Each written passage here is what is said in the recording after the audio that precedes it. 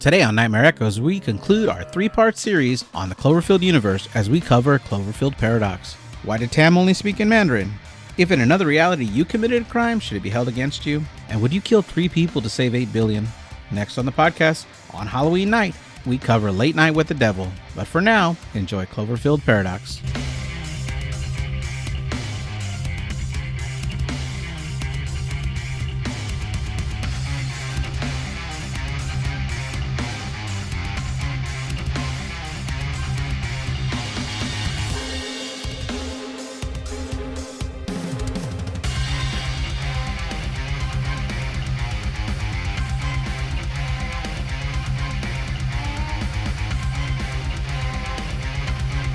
Hello, everybody, and welcome back to Nightmare Echoes.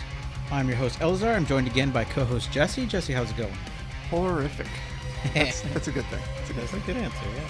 Today we're covering Cloverfield Paradox, which was produced by J.J. Abrams, which is kind of his love child for movies. He always gets a script and says, oh, I can make that a Cloverfield film. And so that's what he did with this one, too.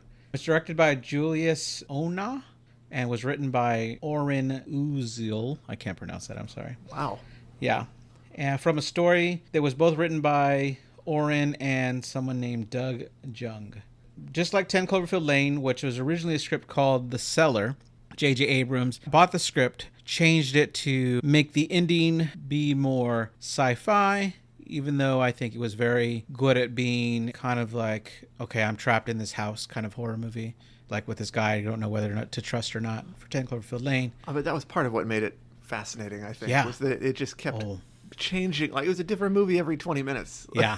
Right. You weren't sure what to think. And at the end, I blew my mind. I was like, what the F? Like, Yeah. really? Well, and I love the character reacted that way, too, right? Yeah. It was great. Like, she's like, come on. Come on. Yeah.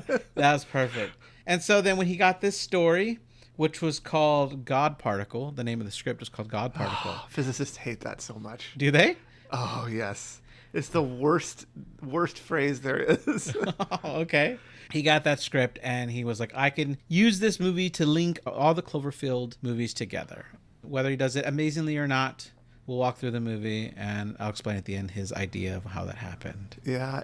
In my opinion, this movie is, at least the first half for me, was like an unintentional comedy. Yes. Like, it was so bad it was good at parts, like so cheesy, you know? Yes.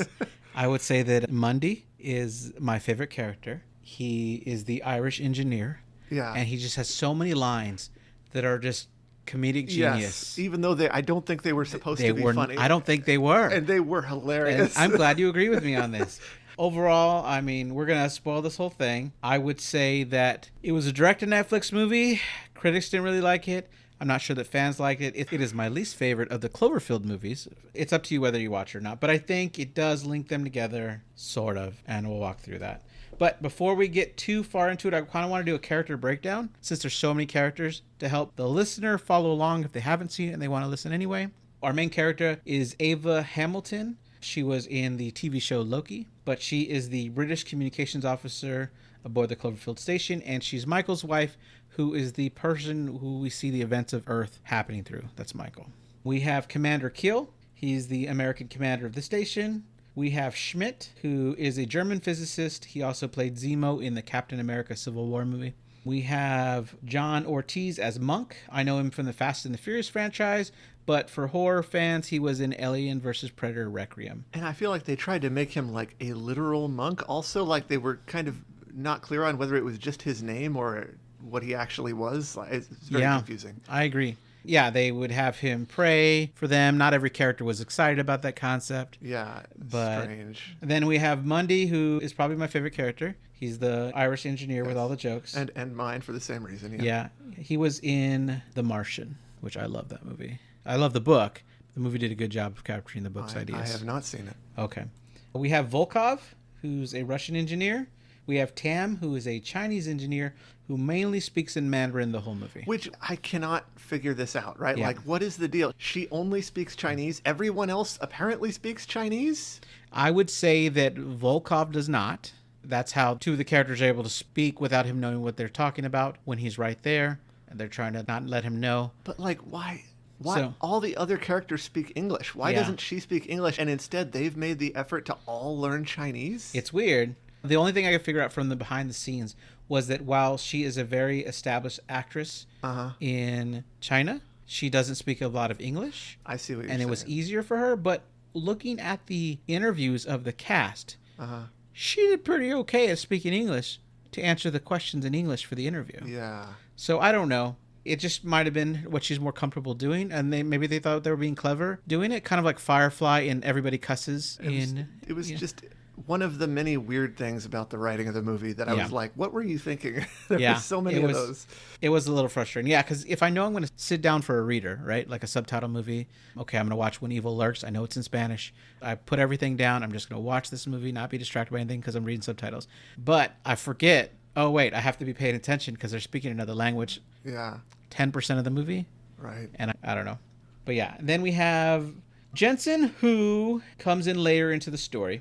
The rest of the characters don't know who she is, but she knows who everybody is. And there's some mystery there. The actress Elizabeth Debicki was in Guardians of the Galaxy 2 and 3. And she's an Australian engineer. And as I said, we have Michael, who's Ava's husband on Earth. And eventually a little girl named Molly. Anything you want to say before we go through? I just want to do that character breakdown. I think we said enough. Okay, cool. All right. So the movie basically starts. We get the Paramount logo, and the news is telling us that energy resources will be depleted in the year. And then over the Bad Robot logo, we hear that a space station is being built with a Shepard particle accelerator, which is a risky experiment. And if the astronauts can get it to work, will produce free energy for the Earth's crisis. And interestingly, that voiceover is done by Simon Pegg. Okay. So I think it's fun. I also thought that Shepard was a strange choice of name. Yeah. For the device. Like, it just seemed like they picked a random name that sounded like a name for something, but it doesn't seem to have any connection to what it does. And I've never heard of something being named like that. Yeah, I don't know. Maybe they removed the backstory where a scientist that came up for it was named Shepard. I don't know. I'm a little bit biased against the writing in this movie, so I'm inclined to think they just picked a name that sounded like it might be the name of something. That is highly possible, yeah. I get you. It's kind of frustrating. And so we meet our characters. They're stuck in bumper-to-bumper traffic, and Ava, who was outside the car talking to Joe, who works for the people sending people to the space station. He's trying to convince her to go to the space station because they need a communications officer. He believes she's the best one in the world. She tells Michael, of course, she doesn't want to leave him. And Michael says, of course, I don't want you to go. But since you're the world's best hope for survival, yes, if you go up there, I believe that our marriage will survive. But if you don't go up there, I don't think anybody else in the world will survive. Because he thinks she's that important to the mission. And this is another thing that they mentioned several times. The idea that, I mean, for example, later in an argument on the space station, someone says something like, people are starving, this is important. And they repeatedly imply that everyone is going to starve to death due to not having power. Yeah. Which I don't understand. They never explain it either. They never explain why the power grid going down would cause people to starve. Yeah, I don't know if maybe humanity forgot how to just farm. But, I mean, electricity doesn't fix that problem. You got no, but if you have food. Yeah, but okay, maybe we so rely on manufactured canned goods and products. I don't know. I'm stretching here. You're right. It doesn't explain it well. It's very strange. It doesn't explain it well. You're right. It was odd to me. And so then we cut to her on the crew. They're testing the accelerator for the first time. While they're doing this, we get a title card that is in complete silence, just how in 10 Cloverfield Lane, when the car was flipping over, the title card was in complete silence, like all the noise stopped. But then when the firing sequence fails, everything goes wrong. Then the title cards have this like horrible, dreadful tone that they bring to the movie to let us know, okay, something's going wrong. Then we get this montage of what they do for a span of about 2 years, 600 and something days, where they're trying to fix it. They have test firing after test firing. We see things they do in their daily lives, like eat 3D food. They have these medical worms that are there for some reason. Did you say eat 3D food? They print these 3D bagels. Oh, right? Now I remember. On the bagel machine, it says... I was like, all food is 3D. What are you talking about? Oh, yeah. Okay. 3D printed food. Thank you. You're right. I was like, what? Yeah. Okay. Sorry. Now I'm laughing. Except maybe pancakes, you know. Yeah. Tortillas, yeah, they are, right? Tortillas. Yeah. Oh, you got the menu. Sorry. So, yes, they use a 3D printer for their food. And on that 3D printer, it says world's worst bagel maker. or something Oh, like does this. it? I Yeah, didn't notice that. it's like they wrote it, they hand wrote it. I didn't even because see they that. hate it because that's all they eat for 2 years is this like Bagels. that is designed with the nutritions that the body needs for a whole day, right? So they don't have options in their food. Everybody just eats the same thing for every meal. Why do they bother 3D printing it? Like, that's so silly. I don't know. What's the point of the shape? It was supposed to be a detail in the movie, but it does set up for the fact that we have a 3D printer so that when a character wants to make a gun later, yeah, that's why we did it. Yep. All right. So presumably the gun is made of bread. Yeah. So after this montage, Ava wakes up and calls Michael on Earth. They have this conversation that is basically some exposition about the oil wars that are going on, and Russia's threatening to invade the UK, which would waste even more fuel. After Ava's done talking to Michael, she pulls up some footage of her kids that display on this window to the outside, but it's also doubles as a screen, and she sleeps in the little circle alcove where the screen sits with this window, and that pays off later so that we know their screens are by this window. It's an important detail at the end of the movie. While she sleeps there, we get the title card, The Cloverfield Paradox. We do find out the space station is named the Cloverfield. It's just the particle accelerator itself that is named the Shepherd. Which is also confusing. And it sits on the X deck, which my brain wants to think of as engineering. And like every other sci-fi thing, that's engineering. They call it the X deck. So if I mix those up when talking about this, that's what I mean. But we get the group together, kind of the crew members in their daily lives now. It's been 2 years. Monk and Mundy are playing foosball. Ava's getting her 3D printed bagel, and people are just sitting there. Ava's speaking to Tam in Mandarin. Volkov comes in with this speech about how they've been there for 694 days, and in that time, everything has been working. The air levels are perfect. There's no pressure leaks, and it's because he disinfects the walls every day or every 3 days, and then Mundy steps in saying that he does it. So I guess Volkov is his boss and tells him go disinfect the decks. I don't know, Maybe, but he's basically saying that everything works perfectly in the ship except for that accelerator, which Schmidt is responsible for. And so we learn right off the bat that Volkov and Schmidt don't like each other. He accuses Schmidt of not wanting it to work because Germany and Russia are at war, and he accuses him of waiting to make it work until Russia's in a bad enough spot where they have to surrender to Germany. So they start this big fist fight, and everybody's got to pull them off. They're getting ready to test the accelerator again. We get a broadcast on the news. One of the characters watching the news. And on there we have Mark Stambler. He's warning people about the dangers of it actually working. The people that understand the science and merging different dimensions together would tell you that the dangers are just heavily outweigh the benefits. This is a reference to some people who were screaming about how dangerous the Large Hadron Collider was. It was searching for the Higgs boson, which of course is what the book that this is named after, the original script was named after, was talking about. And it's really very silly. In fact, the whole movie is tinged with a lot of just sort of science illiteracy. Like they say a lot of things that don't make any sense. Sure. And especially in this clip. Right. So that character, Mark Stambler, has the same last name of John Goodman's character from 10 Cloverfield Lane, who was Howard Stambler. And what's interesting is both of them, they both have crazy theories that both turn out to be right at the end of their movies. Then the writers apparently don't know what the word dimension means in physics either. I saw sliders. I'm basically an expert. Yeah, right. Exactly. And so the newscaster, interesting note, is played by Susan Cryer. She was the woman in 10 Cloverfield Lane that was banging on the door to the cellar, begging to be let in, but her face was all damaged from the air poison or something that had hit her. So I thought that was cool that they brought her back. We don't think it was the air, really. It was the creatures, the entities. Yeah, well, they spray that kind of like toxic gas. Oh, okay. I guess gas is a better word. Yeah, but I mean, that's what I'm guessing it is. But that character says that he believes that... I think that gas is probably, from their point of view, pesticide. Yes, sure. They're getting rid of weeds, and we're the weeds. That's right. Oh, that's a good point. So he says that, one of the lines he says, that monsters, demons, and beasts from the sea, but not just here, but in the past, the future, and other dimensions. And this is supposed to set up how something we do in the future, in this reality, causes Clover, the monster from Cloverfield, to appear in the past in another dimension. And it's supposed to set up how everything from the other two movies got started. Like this merging of dimensions unleashed something for Earth on every universe that is going to destroy everything. Did they set that? I'm not clear on that. I mean, I feel like they established that the Clover monster was the result of the Shepherd, but I don't feel like they established anything else was. Well, that's what this speech is supposed to be for. Whether they did a good job of it, Maybe I can understand how you wouldn't understand that. But this was J.J. Abrams' intention.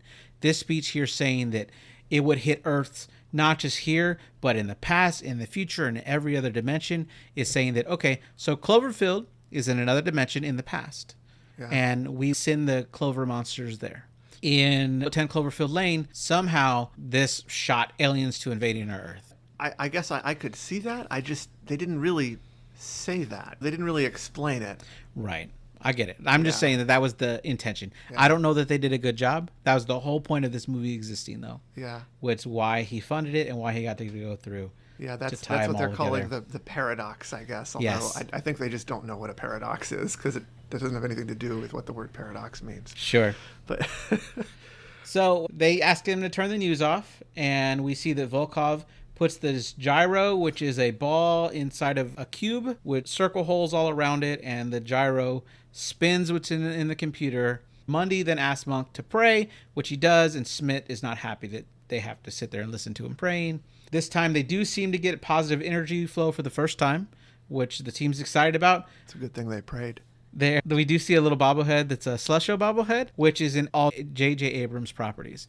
In Star Trek, Uhura orders the Slusho drink. In 10 Cloverfield Lane, when she's gassing up at the Kelvin gas station, which we also saw in the beginning of this one, which was the name of the ship that Kirk's dad died on. Inside, there's a poster that says, drink Slusho. But so we got I was unaware. Yeah. It's just kind of things that they do to link them together. They get the positive energy, but then it's too much energy. Apparently, they didn't build their capacitors to hold this much energy. And apparently, they think volts are a measure of energy. Again, just it's a gigawatt. Yeah, right. This is bothering me the whole movie, and I was like, I get what? They did no research before writing the script? Like, not even just a little? Not even a Google search? So, yeah, it overpowers their systems. The lights go off, glass shatters everywhere. Gravity is disrupted as they're thrown to the ceiling and then dropped again. Sirens go off everywhere. There's a fire in the X deck. Doors are shutting everywhere. Schmidt and Tam go to vent the air to put out the fire. The team's trying to report to Earth, but they can't find it, and they find out that their O2 tanks are leaking. Volkov reports to the commander. Ava reboots the system to find out that they can't find Earth, and they don't know where they are in their current position. And that is terrifying and all, but like I would think that, like he says, they don't know their current position, right? Yeah. My first assumption would be that we got knocked away somehow. Yeah, exactly. But it sounds like when they talk about it, their first assumption seems to have been that they blew up the Earth. Yeah, I think that's weird. Like, they want to be like, we have to admit that we might have killed 8 billion lives. And I'm like, what on earth? Like, there was no debris or anything? You think you blew up an entire planet and nothing visible happened? Yeah, and when they do finally figure out their position because the gyro tells them where they are, the character goes, oh, yeah, that's Cassiopeia. Oh, it's upside down. We're upside down. I'm like, if he really knew Cassiopeia that much and they were all looking out the windows, where are we? Where are we? I would think he would have noticed it then. But also, that wasn't like, no. So I didn't understand this. We're upside down, therefore the Earth is on the other side of the sun. Oh, that doesn't make sense. No, I think it goes with what you said. They were knocked away, right? So when they flew to the ceiling and then gravity restored itself, it's because they spun as they were knocked away. Right. And so they were thrown to the other side, and then gravity reinstated when they set upside down, I guess. But they were pushed to the other side of the sun. Maybe that's what they're saying. Either that or the Earth was on its half a year difference in time in this dimension, and Earth had spun around the sun enough. I thought it was something like they were they were thinking that in this world everything is reversed, and I don't know. I could see how you see that, and that could be what they're going for. I can understand that, but it's not like they explained it well. I just thought it was stupid that the character who was like, "Oh, that's Cassiopeia," didn't recognize it because it was upside down. Yeah, but this didn't happen yet. I mean, we're not. Yeah. Oh, you're good. Yeah. You're good. They all go to look outside the windows. Ava runs to call Michael. They can't connect with Earth, but she thinks a line that's directly to the house instead of NASA is going to maybe work, which I think was interesting. We have shots of corridors, and we have the team arguing over who to blame that the Earth is gone. We see the commander Keel's crying in his room for a little bit before he goes to the team. He's like made sure that he's composed himself, and he tells the team that looking for Earth is a luxury and that we need to repair the ship first. They argue about what's most important. He tells Schmidt that he's not allowed to work on the X deck. They need to work on making sure that the ship is safe first.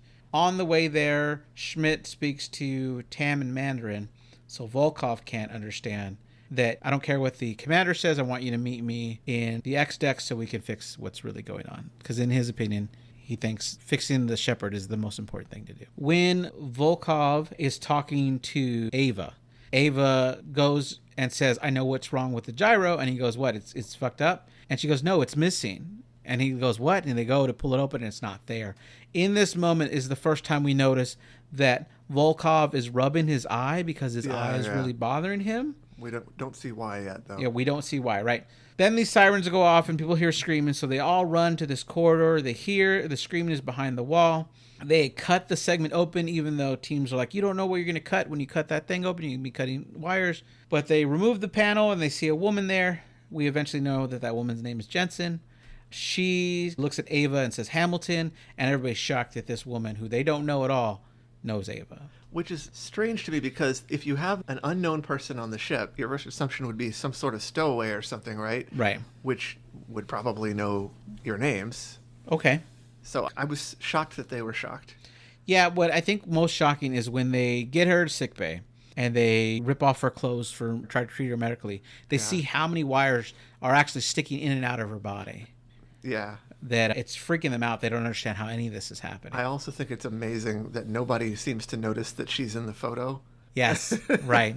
Yeah. And that was very funny. Ava's not, and neither is Tam. Oh, because Ava in her reality, right, that's right. in her reality, they're not there.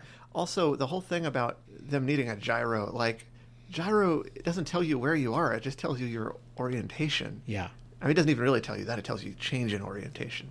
So you would think that, well, again, it's just science illiteracy. Yeah. Well, when they reinstall it, that's how they figure out they're upside down. Which because the gyro. But it doesn't work that way. It only tells you changes in orientation. Like it measures the rate of change of orientation. It doesn't. Yeah. Oh man, it's funny.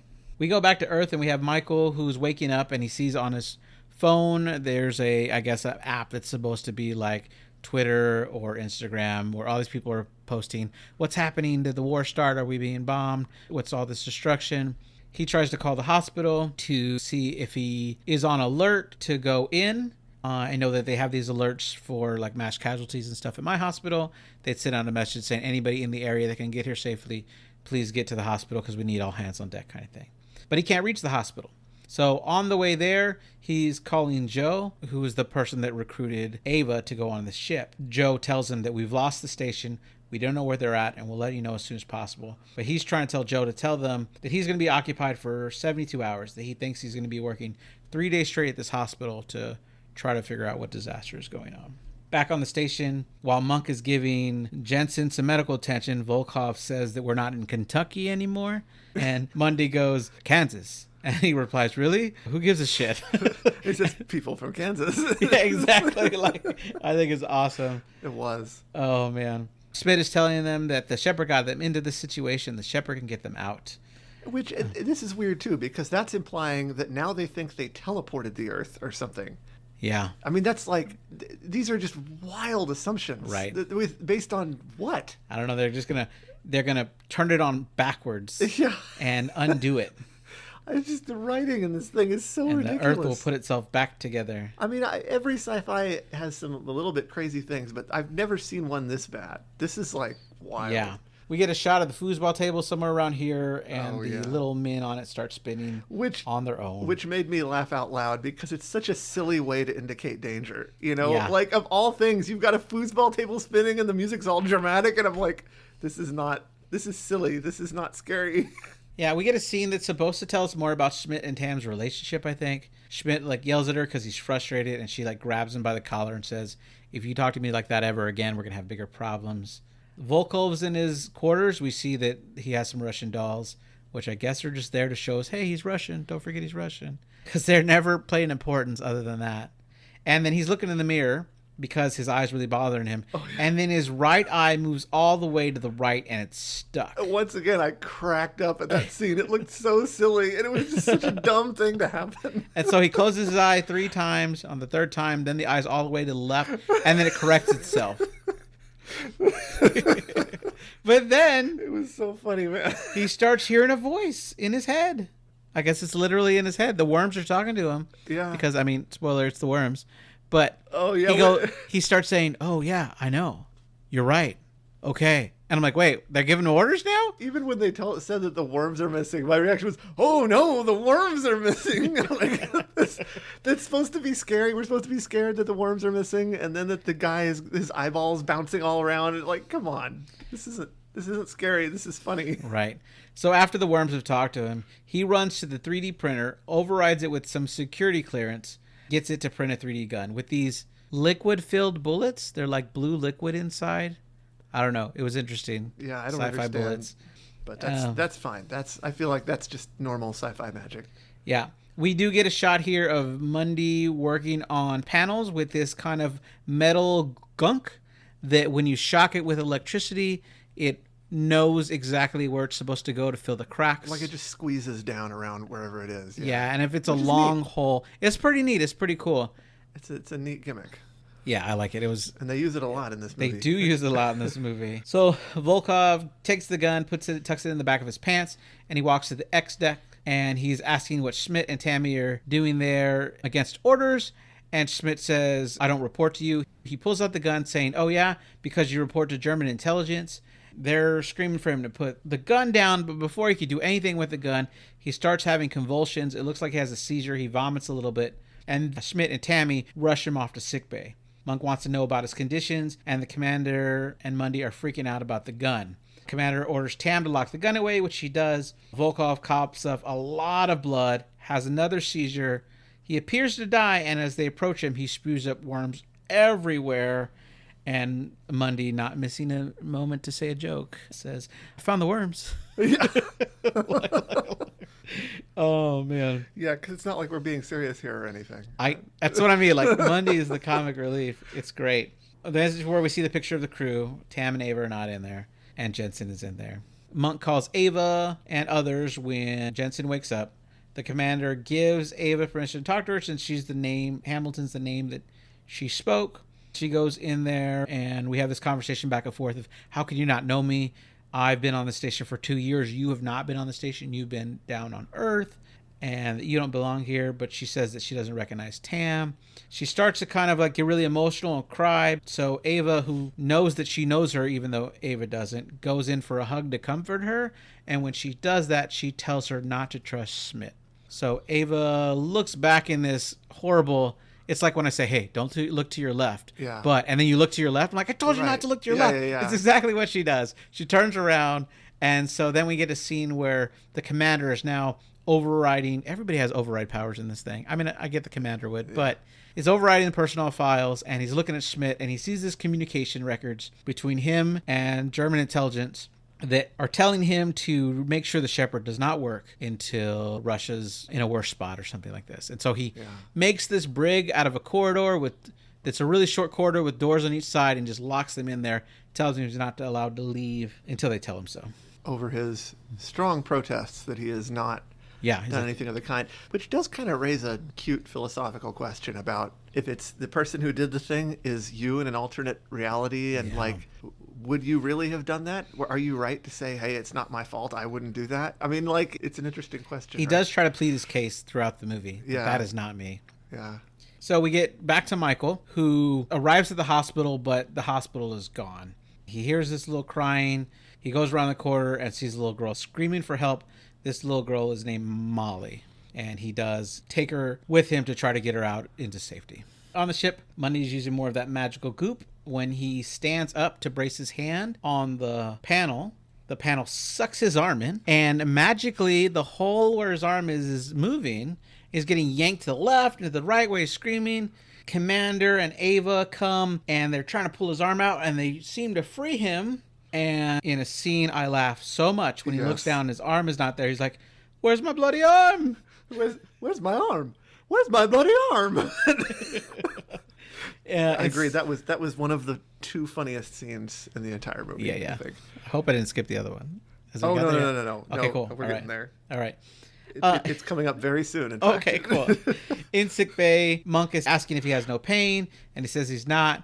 Turns to the commander and Ava and tells him he's in shock, and he's like, can you not talk to them like I'm a child and they're my parents? Then he tells them that the arm looks like he was just born that way. And it doesn't seem that disturbed by it. He seems like disturbed by it in the way you would be disturbed by a friend, like, calling you a name or something. Like, I don't know. He's not very bothered by this. I think it's because he's in shock. But he never is really bothered by it. No, not really. It's kind of a big joke. Nobody's really bothered by it. Yeah. They all kind of treat it as a joke. Literally, later on, they're joking about it. Yeah. But Monday's saying, okay, I don't know the rules of this reality we're in now because everything weird is just happening, but do you think there's a chance that it'll grow back? And he's like, Monk is like, I don't know. And I'm like, no, there's no chance your arm is growing back. That's just crazy. We cut to Schmidt. The doors have just opened on their own, and he's asking the commander, is this your way of apologizing? But then when he looks, the commander's not there. He does walk down the hall. He sees something strange, runs to a computer somewhere, panel, and radios for everybody to get to his location. Commander Keel's like, what are you doing out? He's like, just get here now.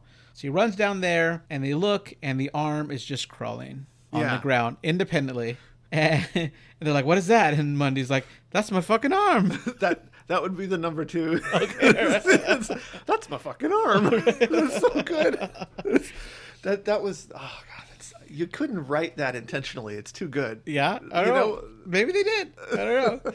They rush to make a cage for his arm, and they put it under there.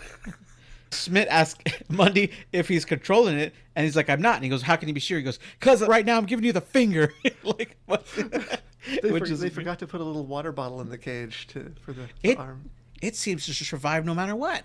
I know. It's weird. But it has, apparently it can hear them, I guess, talking to it, even though it has no ears. Yeah, I don't know where it's getting this information from. Yeah, it doesn't. Oh, because it's like it's interacting with the other dimension. That's what they say. It's like, okay, so this isn't just us siphoning particles for another dimension. This is us actually intertwining 2 dimensions together. This is their explanation here. So it's like his arm is communicating with the other him, but no, the other him's dead. So yeah, it doesn't make sense. Yeah. And then we get the possibly best line in the movie when the arm is writing, which I guess we're talking about next here. Yeah, they're like, get him a pen. So they get him a Sharpie, and he writes, cut Volkov open. And they all look confused, and Monday yells, What are you talking about, arm? I'm gonna say that's number 1 line. That should probably be the title. Oh, this is good. Yeah, I just find Monday freaking funny. I wrote that in my notes. He's just so good. He is wonderful. So back in sickbay, they get the Volkov out of the body bag. Monday apologizes to Volkov, and Monk struggles to perform the autopsy. I mean, he's a doctor. Tam's like, I'll do it. So she puts on gloves. She cuts him open, and she just starts reaching inside. She's like, I found something. And she pulls out the gyro. Yay! Which somehow ended there. Everything that this reality was like, oh, we'll just put it all in Volkov. That's just so weird. The team reinsert it, and this is where the gyro instantly shows them where they're at by recognizing that that's Cassiopeia. It's just upside down.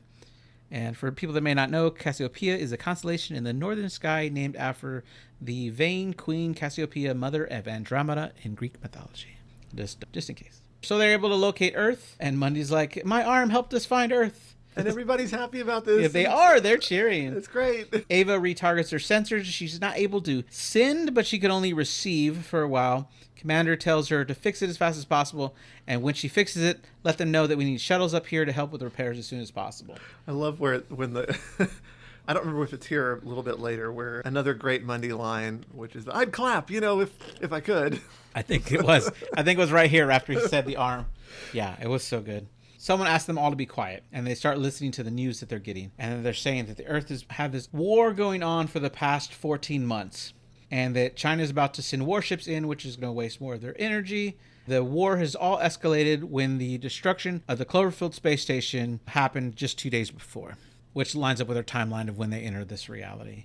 They show the station floating in the Atlantic Ocean. Schmidt explains to the group, who are confused. Monday asks if that isn't their Earth, how are they supposed to get home? And Smith tells them that what they know about quantum entanglement dictates that firing the Shepherd again should send us back home. You can't see Jesse's face now, but it's funny. I didn't say anything. I'm just like, all right, if you say so. All right. Mundy and Monk want to go to the Earth they can see, but Tam points out that Earth is at war, and if they can get there, they probably wouldn't let him ever go back to this station. Schmidt points out that the longer they stay there, the more in danger they are facing. We cut to Michael with Molly. She says that her uncle is dead. Michael says that they're going to try to get their parents. I swear we have some product placement as he opens the glove compartment and pulls out some chocolate M&Ms. Yeah. And like faces the camera as he points them to him. It's just so hilarious. Like, oh my gosh. Although I will say, this is around the turning point for me when the movie starts to get less just comically ridiculous and more like serious. Yeah. I'm not saying necessarily like that it gets all that much better, but it's definitely less silly from this point That's forward. true. Yeah. Molly asks what caused all the destruction. Michael isn't sure, but the bad things are happening, but there are good people that are going to make it better. And Molly replies that they're going to need a lot of good people. Michael is texting a guy named Steve about a shelter. Molly gets after him for texting and driving, and he says it's only in emergencies, and this is definitely an emergency. I think that's true. That's a fair point. Yeah. Money brings Jensen one of those 3D bagels. She tells him thank you. Not a 2D bagel. Oh my gosh. 3D printed bagels. And she tells him thank you before walking through everything that the crew has already figured out. She seems to have figured it all out in her own, just sitting in sick bay. Jensen asks that Monk tell the crew that if you guys fire the accelerator again to get home so that you're not stranded in my reality, you will strand me in yours. She's like, please just remind them that. As if they're going to change their mind because of her. But well, they could send her to Earth. Like, hey, go back to your Yeah, Earth. I guess that's what she was getting at. Yeah. Right. Which they did, I suppose, so. Yeah. Tam is telling Schmidt that she believes the ventilation might have overloaded the Shepherd and goes to work on the issue. When she gets into the room, there's a computer glitch that we see happens that says there's an HCO breach. Back in the Shepherd room, Schmidt believes that Tam's already fixed it because the simulation shows it working again. But when we come back to Tam, as she's working on it, she notices that she's standing in a puddle of water. And the room starts to just pour water in extremely fast. She calls for the group to help, but by the time they get there, the room is already 80% full of water. She swims to the top to get another breath, and the team are fighting to pull the door open, but not before that exterior wall to that room burst opening and instantly freezes her in a big thing of ice. All the water just went super cold. Which is not the best way to die. No. I would think it would be kind of instant, though. I don't know. Except that you know it's coming, which is not great. That's true. It was horrific, yes. Smith tells the group that Tam figured out that the condensation was throwing off their numbers and they needed to ventilate, which they've done. The commander tells them that they need to go home before the dimension eats them alive, and Mundy says that they can't do without Tam, but then Ava gets the idea that they do have another person on board that knows how to do Tam's job, so they cut to them going to ask Jensen. And Jensen is such an odd character. I couldn't decide whether she was just written like she was supposed to be a robot or something, or the actress is just really, really wooden. Like, there's just no emotion at all. Yeah. So I think the idea was that we're supposed to feel nervous around her, not know whether to trust her, which... But normally, if someone is going to turn on you later, you don't set them up to be the person that's going to turn on you later, right? Yeah. Like, normally you try to disguise the twist that's coming. Yeah. And that was not really done in this case. So we cut back to Michael, who is talking to Joe, who tells him there's no debris, which is a good sign. Michael starts saying, it's this paradox they were talking about, right? This paradox is what's caused the Cloverfield station to disappear and causing all this destruction on Earth. But he also asked Joe to find Molly's parents to tell him that she's safe. As they finish the phone call, we do hear a big roar, and then we hear the sound of aircraft shooting missiles. They're already in this base that this guy Steven had, this bunker. Good thing they had a bunker conveniently nearby. Yeah, he knew a guy named Steven. Yeah.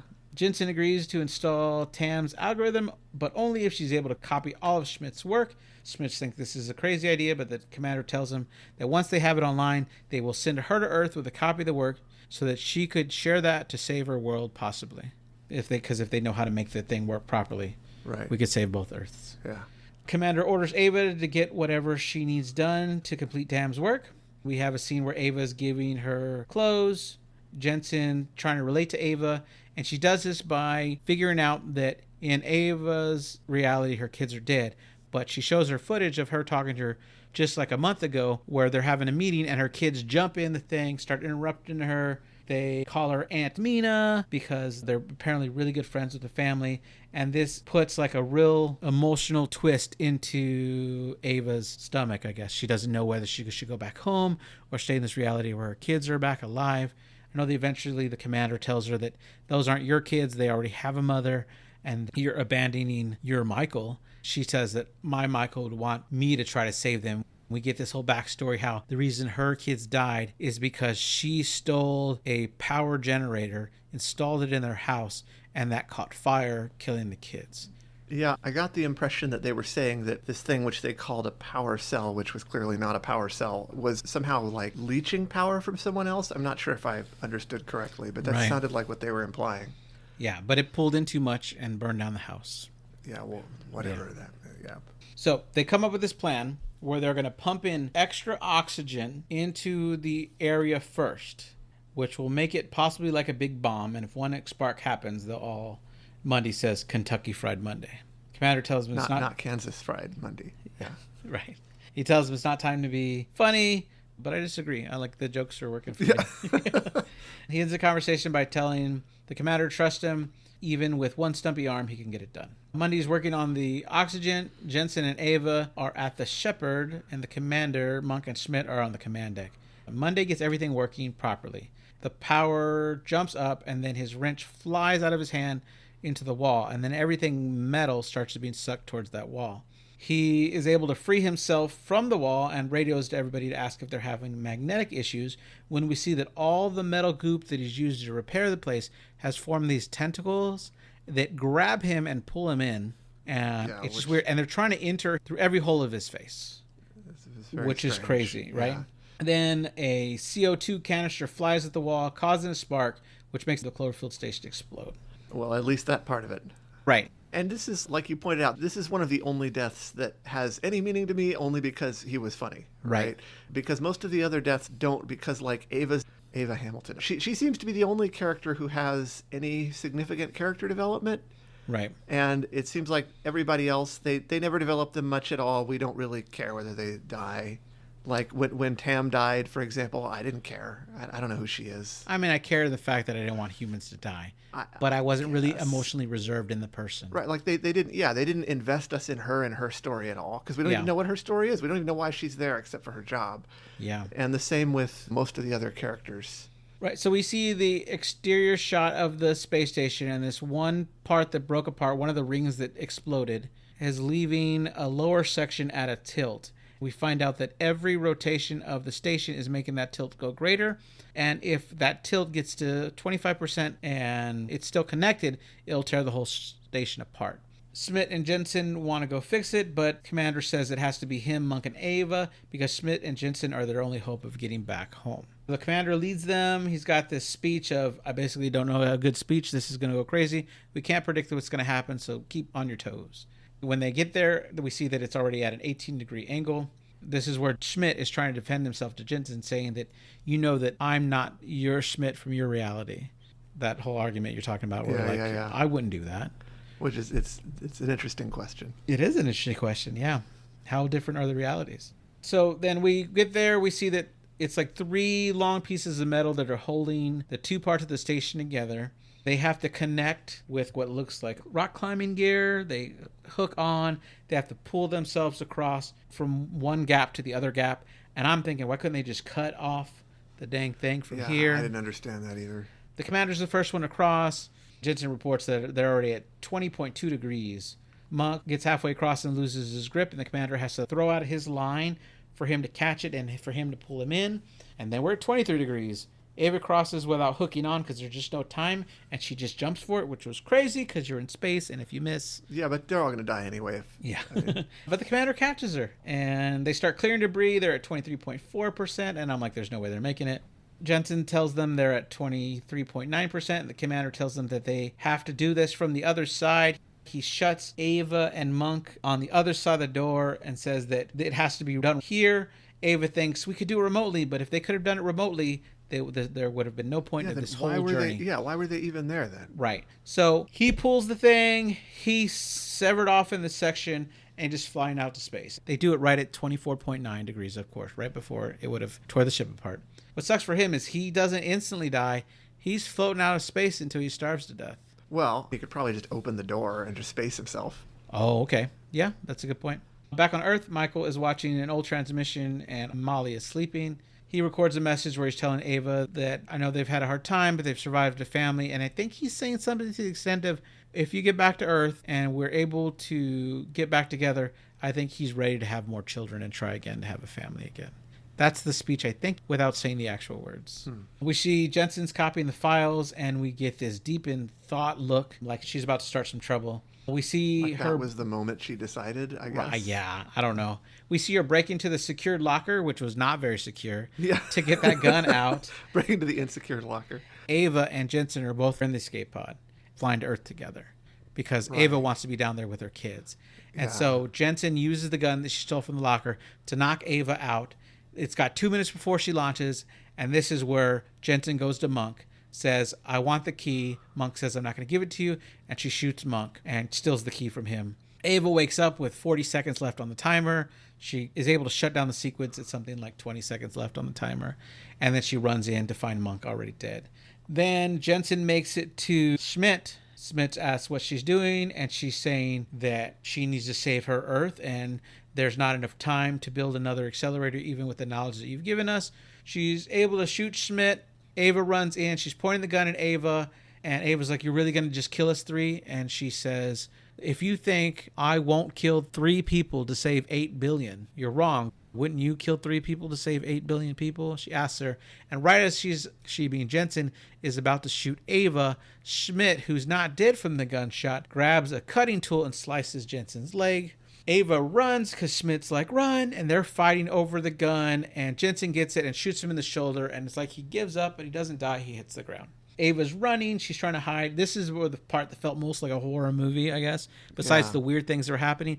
She's hiding. Someone's running after her with a gun like a serial killer, and she's trying to distract her. I mean, at this point, I think she is a serial killer. Right, yeah. I mean, she's killed several people in series, so... Yeah.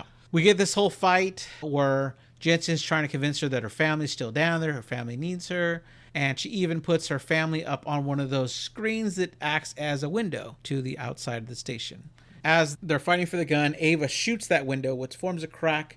Which is very dramatic because it's showing her family, right? Yes. She's shooting her family in a very symbolic moment, right?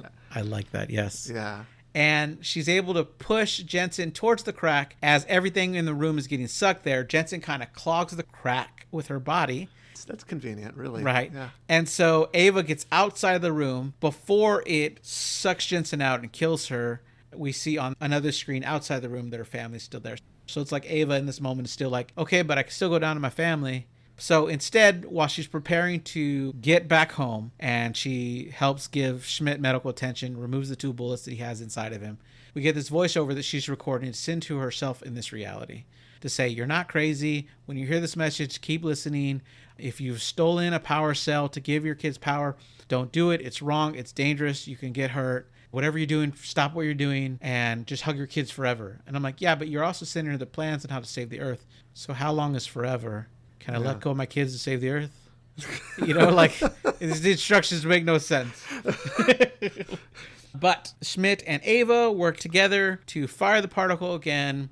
They get the same overload and power, and they're teleported back. Can I just say, it seems like just about everything on this station has been blown up or destroyed in one way or another, and that thing's still working? It's still working, man. That thing is built by, that must be built by, like, Toyota or something, because that, man... Yeah. Like, that thing is sturdy. Yeah.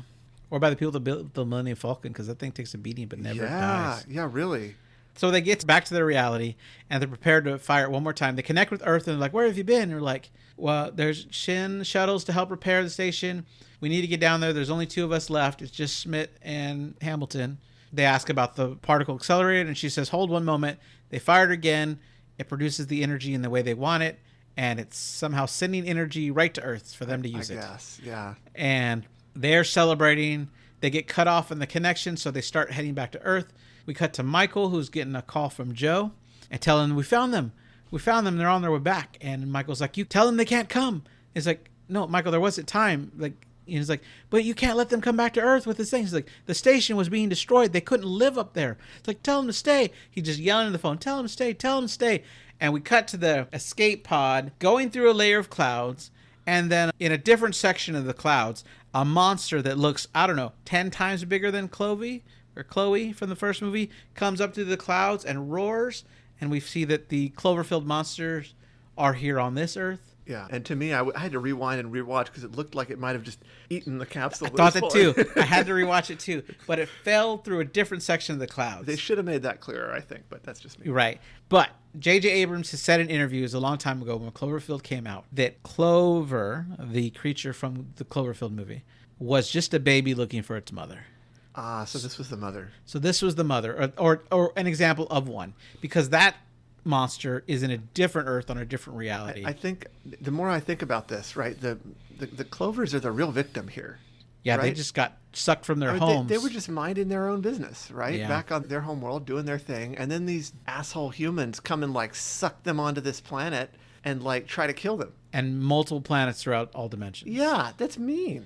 Right. That's just, I mean, we need a redemption arc. Someone posted online, meanwhile, there's a planet that is so quiet because the planet that had all these monsters is now empty of all these monsters and doesn't know what to do with itself. And all their monster houses are just empty with all their food just sitting on the table, right when what they were in the middle of doing. Yeah. You know, and all I'd be mad too. These families are all split up. I'd start destroying stuff too. Yeah.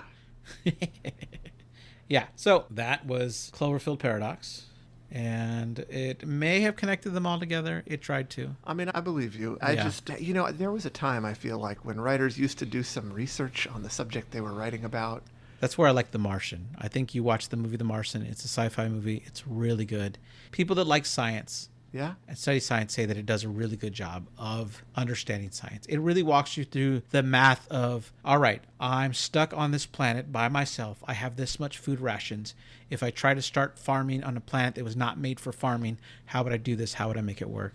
And they go through all the science of how this person is going to try to survive until someone can rescue him. Yeah, that's cool. It's really good. You should watch it. I will say I didn't hate it. I mean, I guess it kept me interested. Yeah. It had a lot of issues, but man, it sure wasn't as good as 10 Cloverfield Lane. Yes, 10 Cloverfield Lane was amazing. That was much better. It is my favorite of the three.